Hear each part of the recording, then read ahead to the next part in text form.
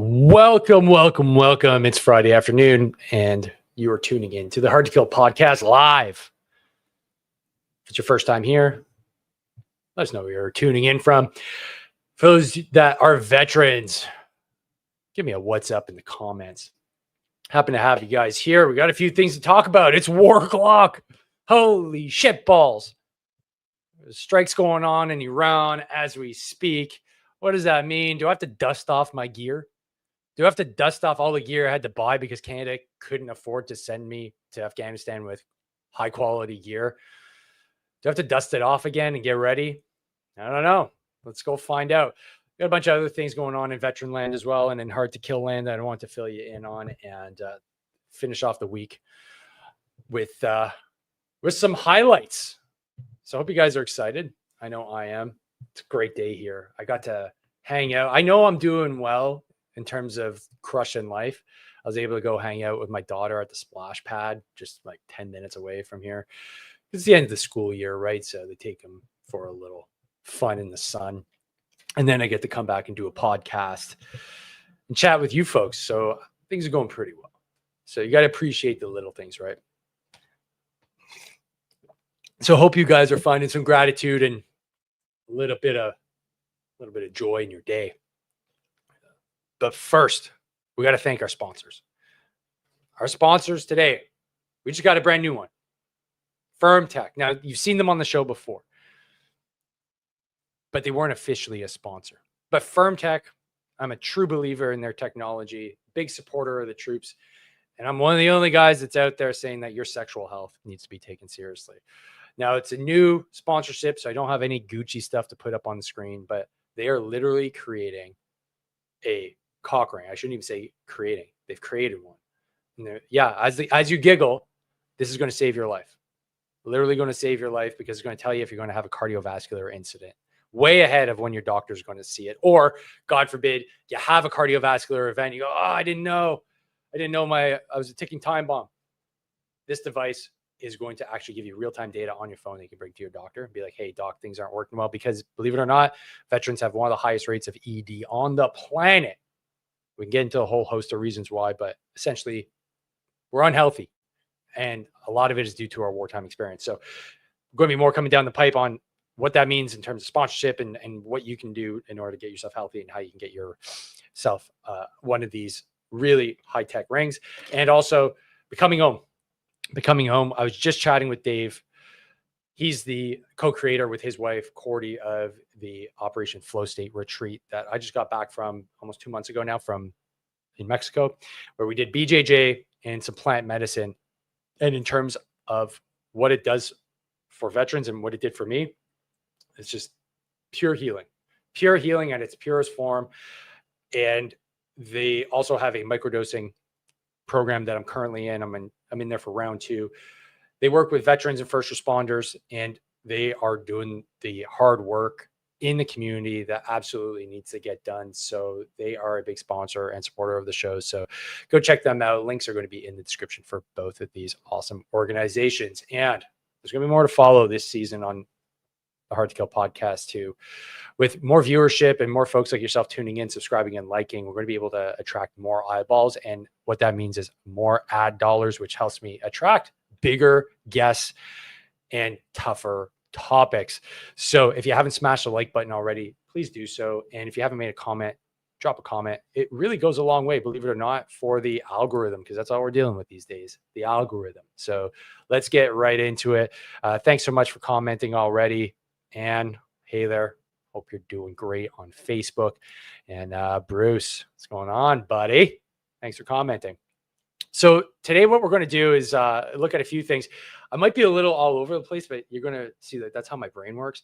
But I want to just highlight some of the things that are going on that you can get involved with. And the first thing, if you're in the Montreal/Ottawa area and you're a fan of the show and you're really keen on supporting me and the show, then I implore you, come on out to the book launch.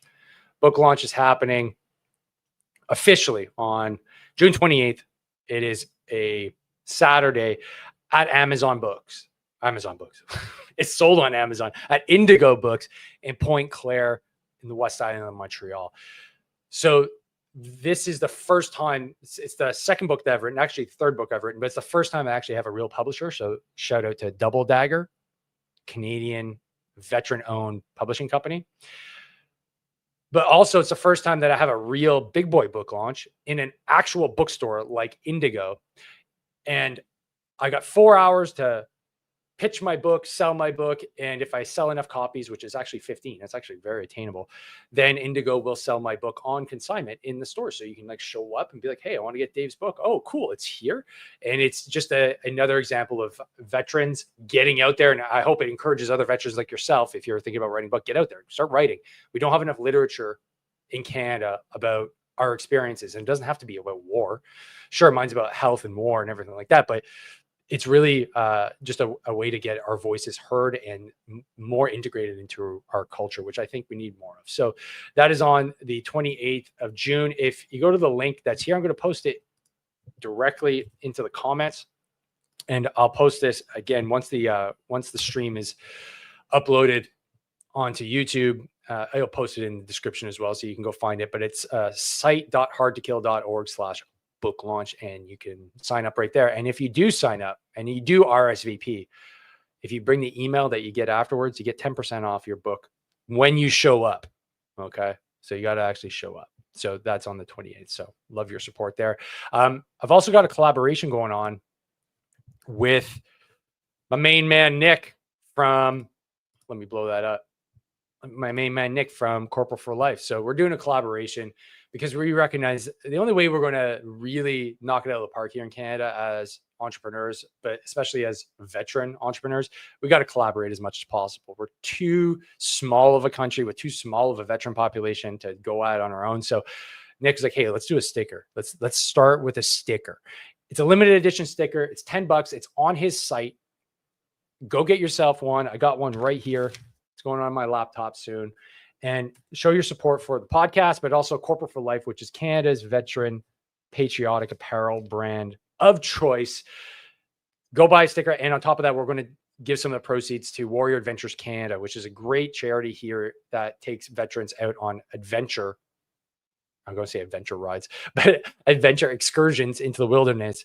It's run by a bunch of CanSoft guys. John is an awesome human being, and I think this is the way forward. And I even go over why it's the way forward for healing in the book when I talk to one of the leading psychologists here, who's a veteran as well, on how men heal from psychological trauma. And believe it or not, I know you might be surprised, but it's not with SSRIs and talk therapy. It's with doing things shoulder to shoulder. So if you get yourself a sticker, some of the proceeds will be going to one of my favorite charities, which is Warrior Adventures Canada. I also want to give a shout out to the guys at Tactical Snacks. Tactical Snacks. So here we go. We got some tactical snacks right here. So Greg is one of the founders. Greg is a veteran, Queen's Own, I believe, and he's a serial entrepreneur. He's actually one of the reasons why I went to the Military Influencer Conference. He's been at the forefront of entrepreneurship before it was even cool. And he created this company. And the cool thing about these gummies is that they're low sugar. So in this pack, I think there's only 3 grams of sugar, which is pretty cool. But when he proposed the idea, he's like, hey, what do you think about these things? I'm like, yeah, it's cool. And I just said, hey man, like if you can you make a protein gummy? Is that possible? He's like, actually, that's a good idea. Let me see. And these are them, protein gummies. It's like you can get jacked and eat gummies at the same time. I'm all in. I was like, take all my money. So he was gracious enough to send some out to me, but I want you guys to go get some as well. Head to their channel on Instagram. Actually, I don't have this pulled up right now because I've gone live. So unfortunately I can't do it. But that being said, go check them out, Tactical Snacks on Instagram, or go to the website, which is right here. It is amslice.com. And then it's a long, complicated one. Let me just post it here in the group chat or in the comments, and you can go check it out yourself and go support another veteran owned and operated company and have a gummy with low sugar and protein. And on top of that, they're delicious. So go check them out. Next, well, guess what? I was scrolling the interwebs the other day, and apparently I'm the #1 Canadian veteran podcast. The 5 best in Canada. This is in June 9th. It was posted. So thanks to FeedSpot. I don't know who you are, but thank you. If you guys know who FeedSpot is, so podcast.feedspot.com. Thanks for the recognition. And who else is notable here? The Most Painful Podcast. Hey, I don't know who you are, but let's connect. The Veteran Welding Podcast. Let's connect. I don't know who you are either. Tools for the Toolbox. Chance, doing great work, buddy. Keep it up. Faces of Freedom. Oh, that's VAC, eh? Okay. Well, how often averagely? Okay, I guess they got okay. Good. Although it's from the man, I don't know.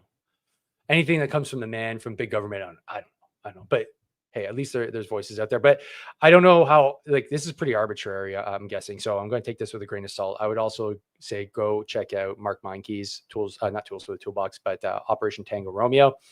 That's another awesome veteran pod, and Kelsey Sheeran's pod. I don't know the name of it, but type it in and you'll find there's a lot of great Canadian pods out there. So just surprised they're not on the list. I don't know what the criteria was, but thankful to be #1 nevertheless. But that's thanks to you. Appreciate you guys liking, commenting. Like, there's way more Instagram, that's good, but ratings I think make a real big difference here. So if you haven't rated on a Spotify or Apple or here on YouTube, if you're enjoying the content and you listen to on different platforms, I know it seems minor and you may think, well, it's not going to make that much of a difference. Actually makes a huge difference. So go put a rating, put a comment. It makes a huge difference with these things, because I think the algorithm picks up comments and ratings way more than listenership. So definitely going to want to do that, and I appreciate you. Next, Dallas. This literally just dropped 2 hours ago, man. I can't play the song because of copyright, but he's got a brand new single out called 7 Words, and it's going to be pure fire. It looks like he's got a really cool video to go with it. So go check it out. It just launched. And again, I'll post this here so you guys can have a little listen and go support Dallas. Just was at his concert the other week in Ottawa. Guy rocks, man. Like, the guy really rocks. He kicks ass and takes names. He's just legitimately good. Even if he wasn't a veteran and I was just to listen to him, I'd be listening to his music. His last album is on repeat. So this is a new single. Go check him out. And I also want to give a shout out to Steve Gregory, Ted Bird, and all those that attended the Respect Forum conference the other night. So it was at the Officers Mess at 2 Field here in Montreal. So thanks for putting that on and giving me a shout out for my book right here. Thanks. Really appreciate it. And because of that, I'll be heading on CJAD. Is it CJAD? Ted Bird. I believe it's CJAD. Sorry, Ted, if I got your radio station wrong. But I'll be going on Tuesday to chat with him and Terry DeMont on their show, talking about my book and talking about the book launch. So I'm really grateful for that, and love the fact that us Montrealers, us Anglos, are looking out for each other. So more to follow on that. If you want to tune in, I believe their show is live on Tuesday, so I better bring my A game. But more to follow on that. I'll post more once I get more details. But Tuesday I'll be chatting on the radio with Ted Bird. Cool stuff. Thanks, Ted. Okay, so let's get into like the science. This is kind of the all over the place part that I was warning you guys about. I wanted to chat about Ozempic. Then I wanted to talk about the war. Why do I want to talk about Ozempic? Ozempic seems a little bit like misplaced, but I want to keep a little bit of health and science and nutrition stuff part of this show. And it's because my mother has been prescribed Ozempic. Okay.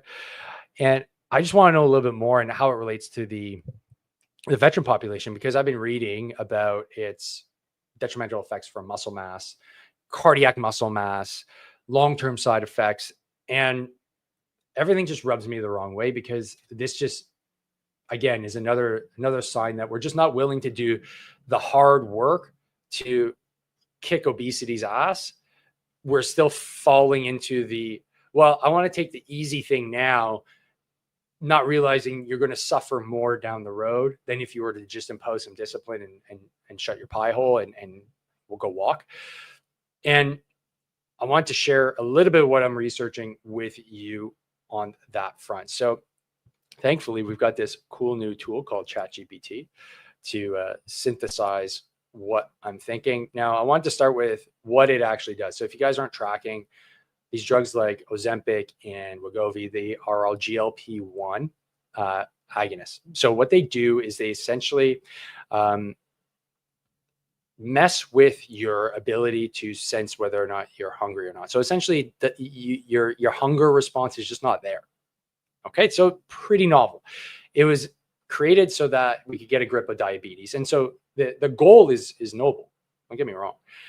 What it essentially does is it slows gastric emptying, like you can see here. So what is gastric emptying? Well, that means just that the food that's in your gut, if it's there physically, the signal isn't there to say that it's empty, that you need more food. So that's a good thing. So it reduces meal size. That makes sense. Stimulates insulin secretion. When insulin goes up, your hunger goes down because there's increased glucose in the bloodstream. So if your insulin levels are high, you're not going to feel hungry. Makes sense. Then suppress glucagon. Glucagon and insulin are opposites.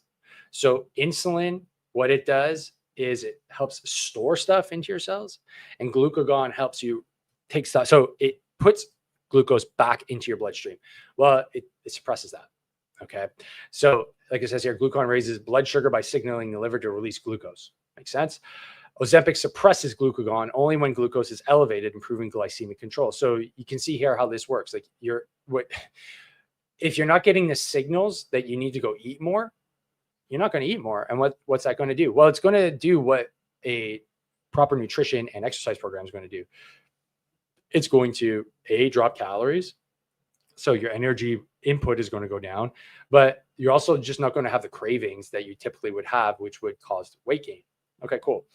It acts on the brain, on the hypothalamus. So it reduces food cravings, appetite, reward driven eating.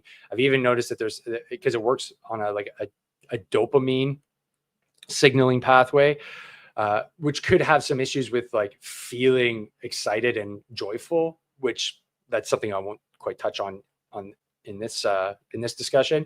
But what I really want to know is that, what is the effect here for the veteran population? And one of the main things that came up was the fact that these drugs, and I'll pull up the study here. This is a really new study, so there wasn't a large cohort, but there is a link to increased suicidal thoughts when combined with antidepressants and benzos. Okay, so now there's a large proportion of GWAT veterans that are on antidepressants and benzodiazepines. So that is about, according to Grunstyle and their conversation on Capitol Hill, but I believe it's 68%, but it's the high 60s, have been prescribed an SSRI at some point, some form of antidepressant. And over 20 something plus percent also have antipsychotics. If you combine that with this new drug, these new class of drugs, which they are, because they're prescribing them a lot in the veteran community. At least I know that for the American VA. Here in Canada, it's different because we don't have the same healthcare system. So you fall into the general population. Now you're likely going to get prescribed it in the general population if you're obese. This is something to really be tracking, because this is not something you want to take if you already are on these class of drugs. And most doctors probably won't be tracking this counterindication. So for the veteran population, if you are on these drugs, the benzos and the antidepressants, be very aware and bring it up with the doctor if there's the talk of Ozempic, because it could cause some serious issues. Now, one of the main things with Ozempic, the reason why it's so popular is that it gets people crazy results and they lose a lot of weight. One of the big issues, though, is the rapid reduction in weight. So folks are losing substantial amounts of weight in a very short period of time. Now, what has been shown is that you're also losing substantial amounts of muscle mass. So 60% of the weight is approximately body fat, and the other 40% is muscle and bone. But they're also recognizing that you're losing cardiac muscle. These are all really bad things. The last thing you want to do, especially as you get older, is lose muscle mass, because it's harder and harder and harder to put on. I would argue that that's probably not a good thing, because long term, these drugs, you become dependent, because as soon as you go off them, and I'll pull this up here as one of the important stats, you end up creating this dependency that requires you to keep on taking them, because when you go off of them, everybody puts on all the weight back that they had lost due to the drug itself. That's not a good thing long term. So therefore, the pharmaceutical companies have won again. You've taken this drug, now you're stuck on it if you want to keep your weight down. And you can't really keep your weight off when you go off of them, because think about it. You've driven your signaling for consuming food way down. So you've got this new homeostatic baseline that includes insulin sensitivity. It becomes super sensitive to anything that you eat at that point. So as soon as you go off these drugs, your body's going to go like, holy shit, I need to refuel, because I was in a starvation mode for a long period of time. So as soon as you put back in the carbohydrates, the fats, the proteins, your insulin is going to take that and jam it into your cells super efficiently. And that's why you gain weight. So even if you are kind of working and to not really overindulge and eat cookies and donuts and shit like that, you're still going to get excessively fat after you go off these drugs. So I wanted to bring that up, and hopefully that sheds some light. Hopefully you're listening. Long term, I just don't know. Obesity is the most deadly disease. I get that. So is it better to get rid of the obesity and then just stay on these drugs long term? I don't know. Obviously, it's just not medical advice. I'm not making that decision for you, but the goal here is just to be more aware and just look at stuff a little bit more closely, because I would always argue, make the fundamental changes in your diet and nutrition to get to the point where you actually can do this on your own. If you have underlying conditions like TBI, post-traumatic stress, toxic exposure, these can be contributing to your obesity and inability to lose weight. But of all the people I've worked with over the last 5 years, the overwhelming majority don't eat enough protein, and that's kind of the main issue. And if you're not eating enough protein, there's no way you're going to lose weight, and your activity levels are next to nothing. So if you're not walking 20 minutes a day and eating adequate amounts of protein, you're not going to lose weight. And it's as simple as that. And that's why I've shifted to doing this rather than coaching, because the information's all out there. It's not an information deficit. It's a activity deficit. It is a awareness deficit. So if you can just apply those simple things, that's the simplest weight loss program in the world. Eat steaks, get outside, get sun in your face, and it's basically it. Go walk for 20 minutes. That's it. You'll lose weight. So that's it. That's my public service announcement for today. But let's get into war. Before that, let's see what's going on in the comments section here. All right, we got Ryan Carey live. Woo! What's going on, bro? Long time no speak. Brian, okay, good timing. Libs are talking drafting and conscription. Show me. Are you serious? Show me. Drop a link. I know the link won't. If you put the link here, it won't hyperlink. But point us in the right direction. If you have a credible link to that, I would be shocked if they'd be considering that. But if they do, hey, let's talk about that. If that were a thing, the only way I'd accept it is if every member of parliament and the Senate has a direct relative that is going to go fight. That's it. Then, okay, cool. You have a son that has to go. Awesome. Your husband has to go. Awesome. All right. But no more of this. Hey, we're going to say we're going to send the Canadian Armed Forces to war without any skin in the game. That's not the way this works anymore. If they do that, Brian, let's go protest. Let's go to Parliament Hill. I'm not sending my kids to go fight in a stupid war again.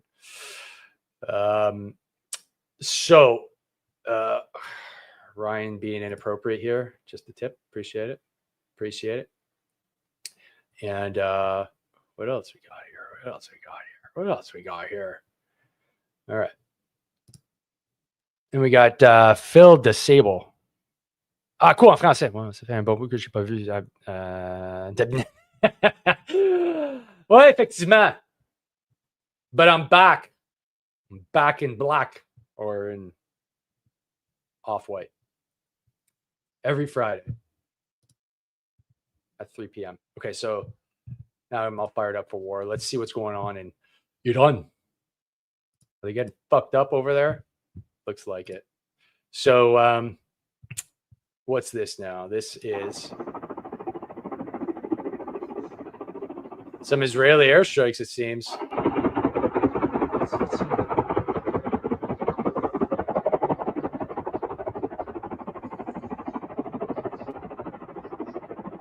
I don't know what that is, but that's sustained fire of some kind. Does anybody know what that is? I have no idea what kind of fire. What kind of fire is that?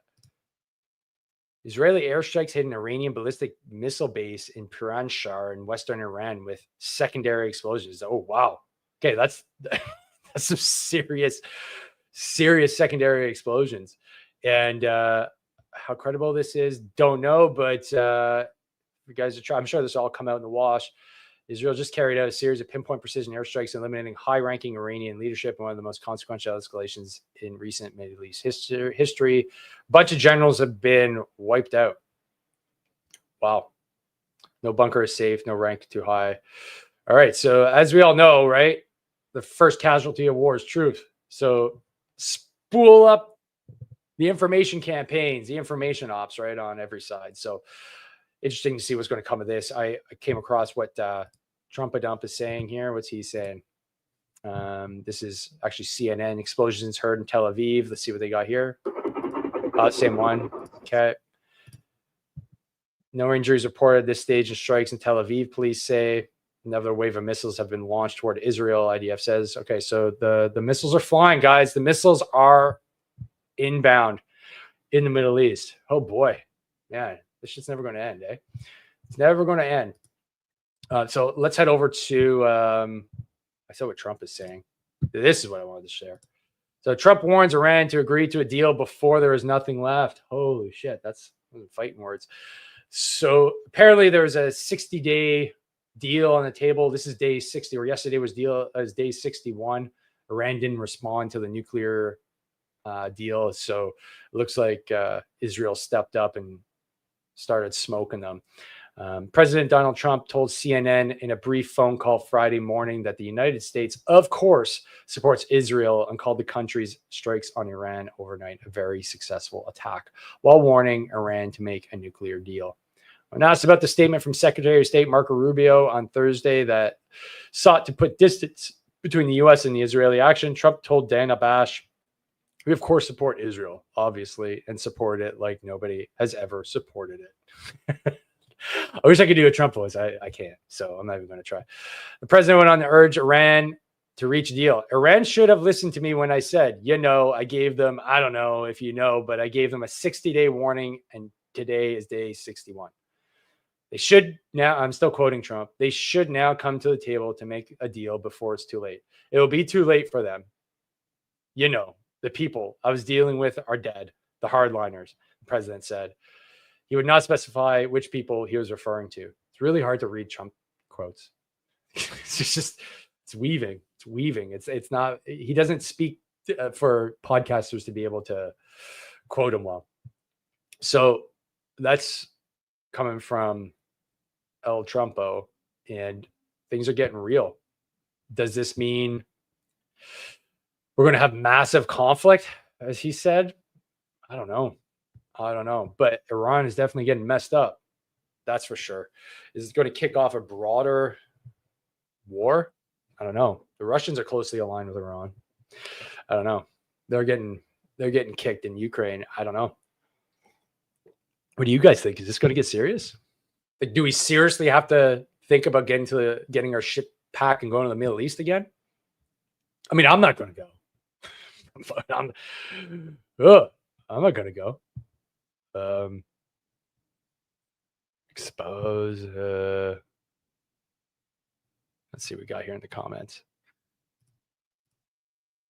I heard Tel Aviv was by some ballistic missiles. Yeah, I imagine so. I imagine there's going to be a lot of missiles getting in there. Dan, I don't think Canada will get involved. With what money? Actually, great point. Great point. I'm going to bring that up. Actually, there's a reporting done by the National Post just recently that I'll bring to light. Ryan, I got one more word. All right, buddy. Yeah, but I don't want to go with like the big green machine. Like, can we do this as like soldiers of fortune? Like if I'm going to do it, like let's get paid. Let's get paid. Let's go do some cool shit and then go chill on a Middle Eastern beach. I don't, one in, out, like that's it. Done. I perfected paying people to build culverts in schools. Maybe I could use that skills when I'm over there. But I don't know, with my back and my knee, I don't know, man. I don't know. It'd be typical. I'd be like, all right, let's go. We're running and gunning, and then my back locks up, and now I'm a casualty. And then it's like, Dave, sorry, man, we got to leave you here. I'm like, fuck. I don't speak Farsi. That's it. It's game over. Fucking game over, bro. It's game over, man. Game over. So let's head over to, I'm going to call him my pal because I met him once. Gagan Dunlap. We met at the Military Influencer Conference. We got the memes coming already. What's this one say here? I like this one. So, born too late to deploy to the Middle East. This is like Gulf War I. Born too early to deploy to the Middle East. So that's our Gulf War. Born just in time to deploy. It's okay. All right. Well, who wrote this? Was Battles and Beers. Yeah. So I guess the memes are starting to fly. Let's see what else he's got to say here.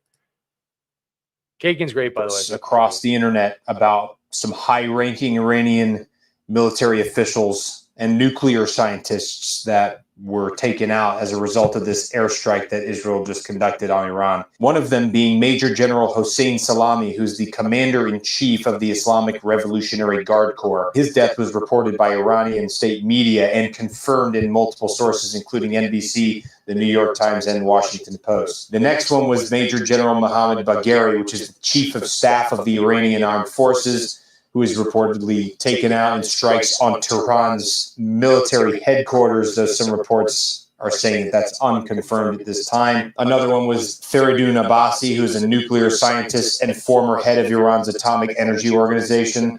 Another nuclear scientist, Mohammad Mehdi Tehranchi, who is a nuclear scientist and head of Azad University. Either way, some of their nuclear facilities were hit, and also like residential neighborhoods were hit and military bases. And Iran's foreign ministry so far condemned the strikes as a blatant violation of international law and asserted Iran's inherent right to self-defense. They tried to say something about regional peace and security. However, the supreme leader, Khamenei, described the attack as an act that, quote, must not be exaggerated or minimized, and indicated that Iran's response would be calculated. A senior Iranian government official reported that the military and government leaders met to devise a response plan which could involve launching hundreds of ballistic missiles at Israel immediately following any further Israeli aggression. The Iranian Revolutionary Guard Corps commander Hossein Salami, who died, stated on June 12th that Iran was ready for war and had predetermined targets for retaliation. Additionally, Iran's Defense Minister General Aziz Nazirzadeh warned that any conflict would result in heavy U.S. losses, signaling that this is going to be a broader conflict than just with Israel. But a lot of the things that I'm seeing right now specifically is that Iran would officially declare war on Israel with massive retaliation expected. I think this thing is just beginning. All right, so I've been seeing a lot of reports across. Yeah, that's wild shit, man. Kagan is probably like one of my favorite news sources. He's really good at it. He just reads what's going on in the news and he doesn't really editorialize. But also he can't really because he's an active duty Marine Corps officer. So that's important to know. But he's got a great channel. So go follow the guy. He has a lot of good work in the community too. He's also always like first on the button with good shit. So here's some more of his stuff here. So what I'm showing now, because a lot of you folks will probably be tuning in on the audio version. We've got thermal imaging here. Israeli special forces confirmed as operating inside Iran.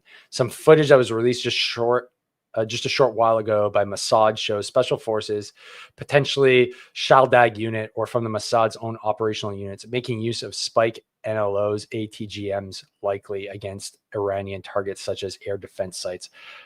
I don't know what any of those acronyms mean, but all you cool guys in the comments, feel free to educate me. I'm assuming it's some sort of airstrike.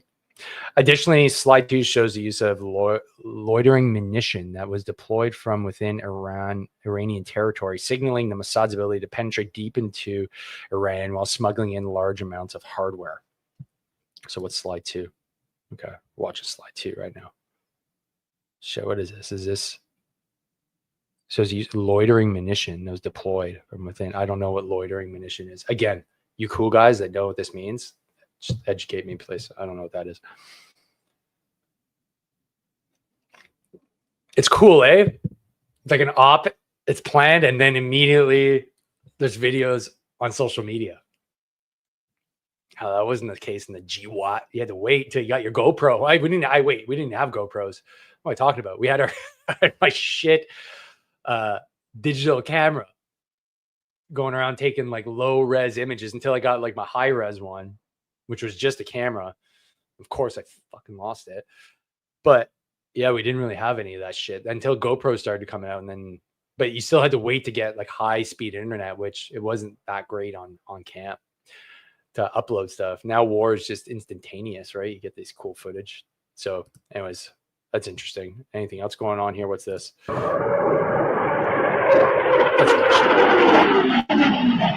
That's in Donetsk. So you can see here, we're just getting started, folks. So hold on to your titties. It's going to get real. It's going to get real fast. And I don't know what our response is going to be here in Canada, I'll be honest. We don't really have a capability to respond. I mean, frig, man, we don't even have ammunition. We don't have ammo. We can't deploy. What are we going to deploy with? Like, of the effective strength, what we have, the last numbers I saw was like 30-something thousand. Like effective, meaning like you could actually deploy with them. That's not you can't deploy. You can't go to a near peer war with 30. Sorry, it's just not going to work. It's just not going to work. So we're just going to sit this one out. We're going to sit this one out, guys. When it comes to peacekeeping, we'll go to Golan Heights. We're already there. That's it. So Carney, if you're listening, that's what the play is here. Okay. Because if not, we can't go into a near peer war. All right. So Ryan, yeah, you talk a good game, buddy. I mean, we kick some. Let's be honest. Let's be honest. If we got integrated with a high speed unit and we knew it was coming, we'd step up our game. We'd get on the range. We would be able to hang with the big boys. At least I'm 80% sure I could, anyways. 60%. Well, ask me in a few days, maybe it'd be down to 30. But I think we could do it. I think we could do it, man. I think we could do it. We could get up to speed pretty fast. If not just through sheer will and stubbornness, we can make it happen. Pit de Sable. It's a 2.0 wrap-up plan. Oh, yeah, with General Wesley Clark. Yeah, that was wasn't that the new American Century doctrine? We got to knock down all these countries. Iraq, Iran, Afghanistan, Libya. Oh, the other ones. Yeah, that's some wild like neocon stuff from back in the day, right? But it seems like that's still going on. There's some hardliners in there that still want it to happen because what makes the world go around? War. What is it good for? Absolutely nothing. Huh. Dan, this makes me wonder if the RGC and the entire regime is dismantled, who will fill the vacuum? Ooh, I know. Well, the Americans really cocked up the first time by toppling the Shah with British help. That didn't really work out, but maybe it did. I mean, the more chaos they sow, the more weapons they can build and the more people vote for the plant to stay in their community, which is essentially what it's doing, right? It's the military industrial complex. What Eisenhower warned about. If you know how war, these things go out of business. That's not good. And conventional war, I can't see it lasting much longer. I mean, your war budget is going to be drastically reduced just by drone warfare in and of itself. We're seeing in Ukraine. Right? And then Canada.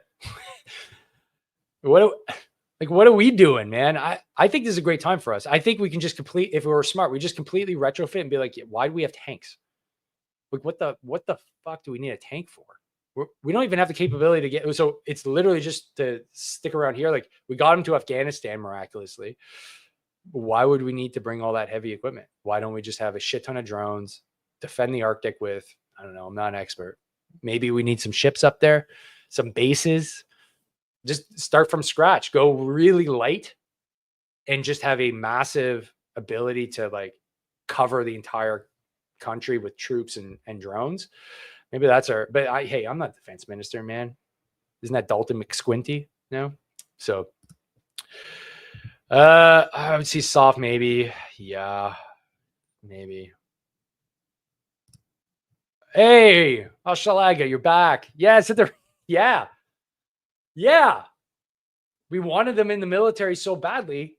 Let's get them out there. What was the Greek unit? It was, what were they called? They were called the Lovers. Each of them had their boyfriend that they fought with, and they defeated the Spartans. They were like a fabled unit. Where were they from? They're from one of the city states. I just don't think we have that same fighting spirit, though. It's like we won't like the Rainbow Squad won't be slitting throats. But hell, until they're battle hardened and tested, who knows? Maybe the biggest savages we have. Like, purple hair makes you into a busy battlefield warrior. Who knows? I don't know, but we should test them. I'm 100% on board with that, because if they are the unsung hero of a battle, man, like, let's get them all in. Let's get them all in. Dan, I feel Canada will give refuge to those who shouldn't be given refuge too. Oh yeah. Who knows, man? We got an open door policy. Dan, it'd be Skittles in 2 minutes. Have you been holding on to that one? Did you just come up with that one? That was great, man. That's really good. Okay, so I wanted to show, this will be the last commentary for today. I'm supposed to talk to a reporter in 15 minutes. We'll see if that happens or not, but they want me to make a comment. Apparently they like my opinions on some things that are related to the military. Who would think that's important, right? So here we go. Canada's military, a welfare case despite pledge to meet 2% NATO target. I think I'll watch most. It's only 7 minutes, almost 8 minutes. I'll go through it and we'll have a laugh as we go through it. Is Canada's increase in defense spending too little too late? I'm Terry Newman for MP Comment, and I have with me today Anthony Koch from AK Strategies. Thanks for joining us today, Anthony. Thanks for having me. So this week, Carney announced that Canada is finally going to meet its defense spending target of 2%. Is it too little too late, though, Anthony? Well, this is the funny part. There's a few commentators who have already jumped on this. And I think it was actually Matt Gurney in particular who had said that by the time Canada finally met its 2% commitment for NATO spending, if ever, that requirement would be lifted. And it seems like that's very much the direction that we're going in. So I think there's some creative accounting going on with regards to how Mr. Carney plans to meet that 2% to begin with. But I'm happy to see it happen regardless. But it now seems like, at the behest of Donald Trump, the president of the United States, that NATO's moving towards something closer to 5% instead of 2%, given the changing global landscape. So I called it on Twitter. I was like, hey, if they're going to meet this 2%, if they want to do some clever bookkeeping, all they need to do is just incorporate the Coast Guard into the CAF. Your 2%. C'est beau, c'est fait. It's good. They're probably going to do some clever accounting like that, because I can't see how they come up like with, it's like $10 billion more money. They're talking about like pay raises. It's like, I don't know, man. When your first thing is like, yeah, we're gonna do a pay raise for your troops. Now, I'm not saying the troops don't deserve it. That's not my logic. It's yeah, but we don't have ammo. We don't have kit that is even like relevant from 20 years ago. We have rusted out old equipment. Why aren't we doing that? Why aren't we spending on that stuff rather than starting with, raising the pay of the troops? Because I mean, I'd much rather be in a vehicle that I know is not going to crash, like the tragic incident we had in Petawawa where the chopper went down, because we've got stuff that's like 30, 40 years old. How old are our CF-18s? Like, they're fucking old. Okay, the Griffins are old. The Chinooks we have are old. Everything we have is ghetto. I don't see a like saying like it's going to probably end up being 5%. We're not gonna find that cash. Where are we gonna get that cash from? Anyways, moving on. Great, we finally met or are on the verge of meeting a target we were supposed to have been meeting for the better part of the last 2 or 3 decades that we've almost every year, I believe, failed to meet. But it seems like that requirement is going to be more than doubled in short order. So at the end of the day, just because you hit 2% one year, that doesn't mean that our soldiers are going to have operational kits. Doesn't mean that we're going to have a functioning Navy. Doesn't mean that we're going to have state-of-the-art jets. Exactly. There's a lot more that goes into it than just meeting it 2% for 1 year. This is a fundamental structural problem that will take the better part of a decade and a half to fix. Right. And there we go. Who's this guy? Anthony Koch? Anthony Koch? Koch. Whatever. Okay. Anthony, you nailed it, dude. AK Strategies. I don't know. I think you're from Montreal. Sounds like you're from Montreal. Yeah, you nailed it, man. Like the structural problem is not that the money isn't being spent. It's it goes back decades. Now, I'm no expert on the topic, but I read when we unified, right? When we made our entire armed forces under one banner, that was a disaster. And that was Trudeau 1.0. He did that. And what that did is it created a massive bureaucracy at the top with generals. It basically told the Army, Navy, and Air Force that you all have to have one standard, which makes absolutely no sense. They all have to go through the exact same procurement process. So the Army gets kit that basically is an Air Force and Navy officer working on what the rucksacks you should get. That makes no sense. So your PT standards are all the same. That makes no sense. Your kit standards are the same for Army, Air Force, and Navy. That makes no sense. So of course, structurally, you're all fucked up. And then the procurement process has to go through like Public Works Canada. Why would you do that?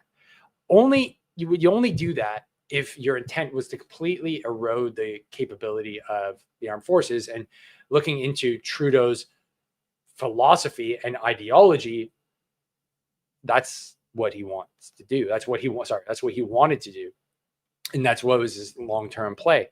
And his son is he just carried on that legacy.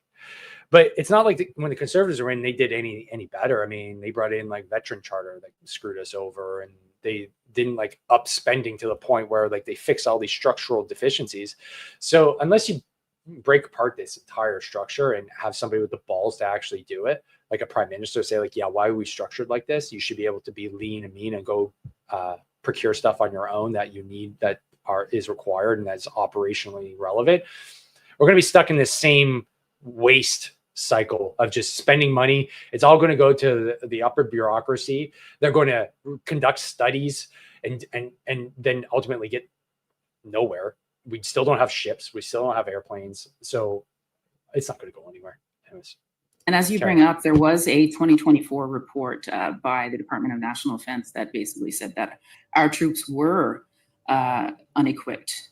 And the report also noted that there were personnel shortages and retention issues due to poor living conditions, high operational demands, and inadequate support for our troops. Now, that's really interesting considering we were already spending $53.4 billion before this latest increase that's proposed of $9.3 billion, which will bring us up to $62.7 billion. So there's a question of, even was the spending that we were doing so far it was woefully inadequate. And how was it being done? Was it being done efficiently? Yeah, I mean, on the kit side, I mean, I don't know about you guys, but how much like how many pieces of kit did you buy so that you're like good to go when you're deployed, right? I bought my chest rig, bought my gloves, I bought my boots, I bought uniforms because we didn't have the outside the wire shirts supplied. Frig, I like most of the stuff. Rails on my weapon. Frig, I bought like a ton just so I was comfortable, like quote unquote comfortable, and like didn't have like 4 mags. Like they gave me that piece of shit tack vest. I'm like, I'm not going fishing. I'm deployed with the Americans in the middle of nowhere. I need mags. Sorry, I don't know what to do. You know, like we only got like the battalion got chest rigs near the end, right? I don't know, man. It just doesn't make any sense. Our helmets were like everything was just shit.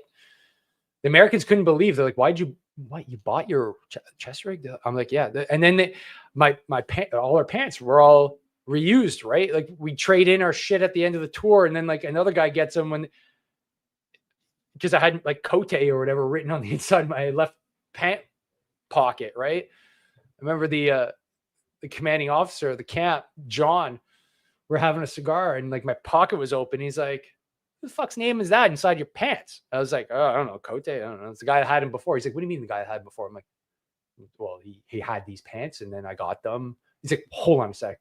You don't get issued new uniforms when you deploy? Nah, man. He's like, what the fuck kind of piece of shit he's like, some guy's sweat and blood is in these, and they give them to you, and then you give he's like, that's disgusting, because the Americans burn their uniforms when they're leaving. They go home with like one clean one. And sure, they buy a lot of their uniforms too, but at least they get new ones. You know, like he's like, you guys are pure welfare. That is the most welfare thing. He's like, he can't even get you new uniforms. That really stuck with me. He really laid into me for that. I'm like, it's not my fault, man. It's just the way it is. So, I mean, you know, if you guys bought kit, I'd love to know in the comments. Let's hit the comments. Oh, we got a few here. Omaha Shalaga. Watch yourself with those journalists. I know they're slippery. I learned a lot during the Afghan withdrawal, especially on the CBC. They want to trip you up. I was like, no. I'm sticking to my talking points here. This is the Afghan pullout. I'm not commenting on the broader work of the government. They just don't know what they're doing here. They want to get you in like the angry veteran mode, right? And be like, all right, you just fucking, you know. But this isn't that kind of interview. Small publication. Doing a favor for a friend. And then what else? Oh, we got Nick. Yo, bro, what's up? Just look at the Browning high power and the Lee Enfields that just got replaced. Yeah. Did we replace the high power? That's what I was deployed with, and at least I got new mags. But the few times I got to fire it as my secondary, in the back of my mind, I'm like, I don't know if this thing's actually going to re-rack around if I need to fire more than one round downrange. So that was that. My C8, that worked. But yeah, the Lee Enfield's like, what a disaster that is up north. They're just, the buttstocks are apparently breaking, eh? Dan, it's horrifying that service members have to buy your own gear. Yeah, I mean, it's funny how you normalize just crap circumstances. I always knew we were ghetto, so I didn't think that this was weird. Really, until John pointed out that, you know, recycling your uniform is fucking gross. It's like no matter how many times you wash it, some guy's sweat, his ball sack sweat is in those pants, dude. I'm like, I know. But it never really crossed my mind. We always got secondhand gear. Like when you sign up and you go get kitted, right? It's all somebody else's gear, somebody else's name, cross out the name. You know, if you got a brand new pair, it's like, wow, I got a brand new pair. I joined when we had the olive drabs. There's like 3 guys' names in there, man. The ODs. I didn't have my own gear. But yeah, if you wanted to have any chance of being like relevant and when you're like marching through the sands of Afghanistan. Like I had what 2, 4, 6, like I what 8 mags. Yeah, 8, and then I had a lobster pouch, lobster dump pouch, whatever you call them, for spent mags. Bought that as well. I had to trick out like the entire rig, so grenade pouches, everything like that, to make it my own. I kept the armor. Obviously, I had to use Canadian armor, but yeah, everything was pretty much bought, just so I can be comfortable in warfare. Right, it's a lot different than Second World War. Like, I mean, things changed a lot, right? But the nature of war has changed a lot. And just having like even the ballistic I wore sometimes the Canadian ones, but the Oakley ones, I bought, and I much prefer. They're way more comfortable, and I could see better with them. The really bright orange ones, I wore them sometimes, but they just didn't fit well, and I didn't like them. And yeah, boots. I should just make my channel about kit and boots, because whenever I talk about kit and uniforms, views go through the roof on all channels. So I should just make kit and boots. That would be it. Yeah, the boots have always sucked. I don't know what they've done now. I don't know if you have a boot allowance, but yeah, it sucks, man. And thank God I'm just not in it anymore. I don't have to deal with that. And Nick, okay, the Tika, that's the pistol, right? Okay. The mil-spec P3. Yeah, I don't know guns, Nick. You know me. I don't know guns. I just know how to shoot them. I don't know, but okay, that's what they got replaced. Okay, cool. Well, it's a long time coming. Let's just put it that way. So there's a lot of things to fix. So I mean, you got the gist of the report here from the Globe and Mail. It's cool to see that they're going to be spending more, but is that going to relate and translate into like a more lethal fighting force? I don't know, man, because you can have all the spending in the world if your troops are demoralized, if your living conditions suck, if all you hear is that you're a toxic male. Why would you go fight? You have to know that people have got your back home in order to fight well.